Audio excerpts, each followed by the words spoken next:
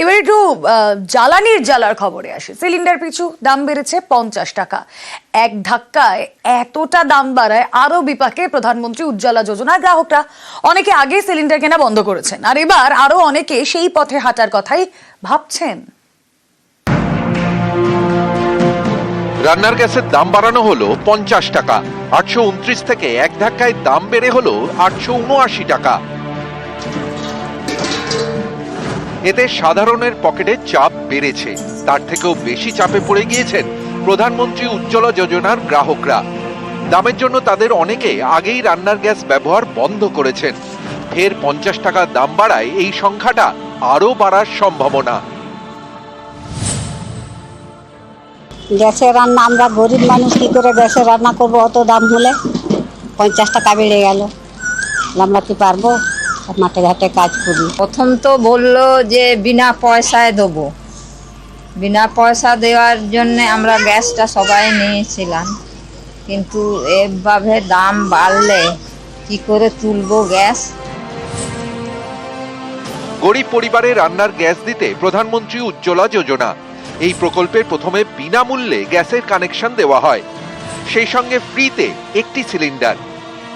তারপর থেকে বাকিদের মতো একই দামে সিলিন্ডার কিনতে হয়, তবে উজ্জ্বলার গ্রাহকরা ভর্তুকিতে বেশি টাকা পান। উজ্জ্বলা গ্রাহকদেরকে বাড়তি সাবসিডি দেওয়া হয় একটা 300 টাকা, যেটা নর্মাল গ্রাহকরা পায় না। নর্মাল গ্রাহকরা একটা মিনিমাম সাবসিডি পায়, ওটাকে ভর্তুকি হিসাবে না ধরাই ভালো। এটা নো ডাউট যে কাস্টমারের পকেটে কিছুটা হলেও টান পড়বে। উজ্জ্বলার গ্রাহকদের অনেকেরই বক্তব্য, ভর্তুকির টাকা তো পরে মেলে, আগে তো মোটা টাকা দিয়ে সিলিন্ডার নিতে হয়। এই কারণে অনেকেই রিফিল করেন না। এরই মাঝে আবারও গ্যাসের দাম বাড়লো, এবার কি হবে? অনেকে বলছেন এত দাম দিয়ে রান্নার গ্যাস সম্ভব নয়, কাঠের জ্বালানিতেই ফিরে যেতে হবে। এভাবে বাড়লে আমরা কি করে গরিব লোক তুলতে পারবো বলো? আমরা তো মাঠে ঘাটার লোক। দাম যদি বেশি হয়, হ্যাঁ বন্ধ করবো, বাধ্য হয়ে তুলবো না, এই পালা চলা দিয়ে রান্না করব। আমরা হয়তো এরপরে আমরা গ্যাসও তুলতেও পারবো না, হয়তো কষ্ট করে আমাদেরকে কাঠ কুড়ো করে পালা চলায় রান্না করতে হবে। প্রধানমন্ত্রী উজ্জ্বলা যোজনায় গ্রাহকের সংখ্যায় দেশের মধ্যে দ্বিতীয় পশ্চিমবঙ্গ। এ রাজ্যে 1,23,76,395 মহিলার নামে উজ্জ্বলা কানেকশন রয়েছে। দাম যেটা বেড়েছে ডেফিনেটলি কাস্টমারের উপরে কিছুটা তো এফেক্ট করবে, তবে পশ্চিমবঙ্গের যা গ্রাহক সংখ্যা তার অ্যারাউন্ড 40% হচ্ছে উজ্জ্বলা কাস্টমার, অন্যান্য স্টেটের তুলনায় যেটা পার্সেন্টেজ অনেক বেশি। খাতায় কলমে গ্রাহকের সংখ্যা কোটির বেশি, কিন্তু রান্নার গ্যাস কিনছেন কজন? গ্যাসের দাম বাড়ায় এই সংখ্যাটি কি আরো কমতে চলেছে? প্রশ্ন অনেকেরই। সান্নিক ঘোষ এবং রানা কর্মকার, নিউজ 18 বাংলা। শাসনে শাসানি, আবাসের ঘর করতে হলে নাকি নেতাকে দিতে হবে টাকা, সেই টাকা দেননি বলে জমি দখল। চাঞ্চল্যকর অভিযোগ তৃণমূলের উপপ্রধানের বিরুদ্ধে। থানায় নালিশ পরিবারের উপপ্রধান, অভিযোগ মানতে নারাজ। আমরা এই জমিটা কিনেছি, আমাদের এখন দখলে আছে, কিন্তু ঘর করতে যাচ্ছে আমাদেরকে বাধা দিচ্ছে।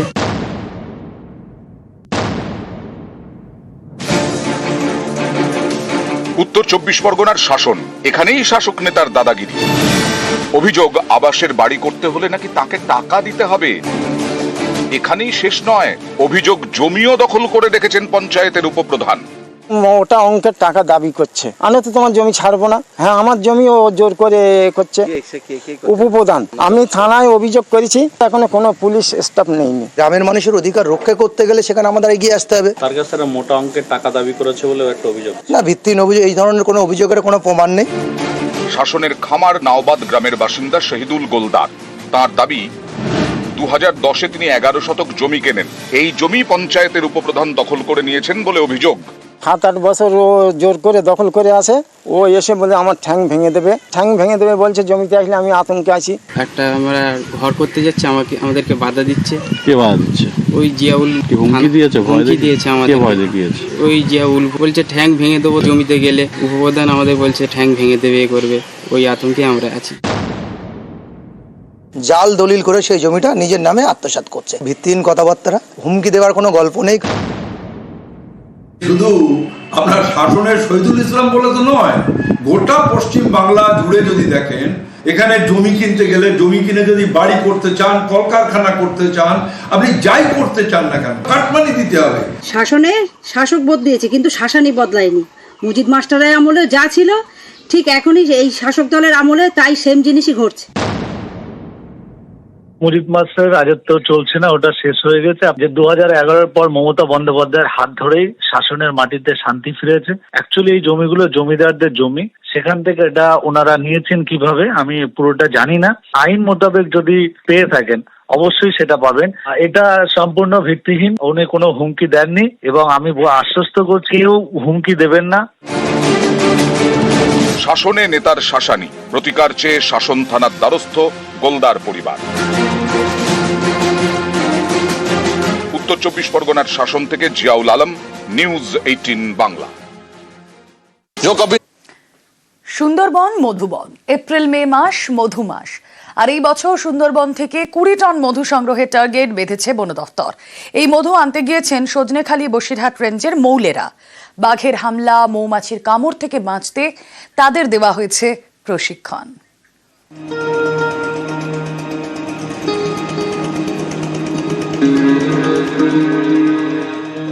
সুন্দরবন, মধুর বন। জঙ্গলে মধু আনতে গিয়েছিল মৌলেরা। মৌলে মানে যারা মধু সংগ্রহ করে। প্রত্যেক বছরের মতো এই বছরও মধু সংগ্রহ করার ব্যবস্থা করেছে বন দফতর। এই বছর গিয়েছেন সজনেখালি রেঞ্জ থেকে 314 জন, বসিরহাট রেঞ্জ থেকে 130 জন। আমরা এই কাজ ছাড়া তো অন্য কোনো কাজ করি না, বা ছোটবেলা থেকে শিখে এসেছি। এই 1 মাস তো মধু সংগ্রহ হয়, বাকি সময় কিভাবে কাটে? বাকি সময় এই যে 9 মাস পাস খোলা ছিল, মাছ কাঁকড়া ধরে। সুন্দরবনে মধু আনতে গেলে অনেক ভয় ঘাড়ে চেপে বসে। বাঘের ভয়, মৌমাছির কামড়ের ভয় এবং ডাকাতের ভয়।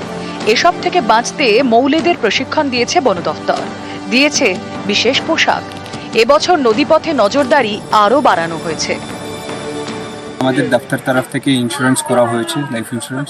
প্রত্যেকটা টিমকে ট্রেনিং এর সময়ও দেওয়া হয়েছে কিভাবে ওনারা মানে সিকিউরলি মধুটা সংরক্ষণ করতে পারেন একসাথে থেকে, আর কিভাবে ওনারা সংরক্ষণ করবেন ওগুলোও করা আছে।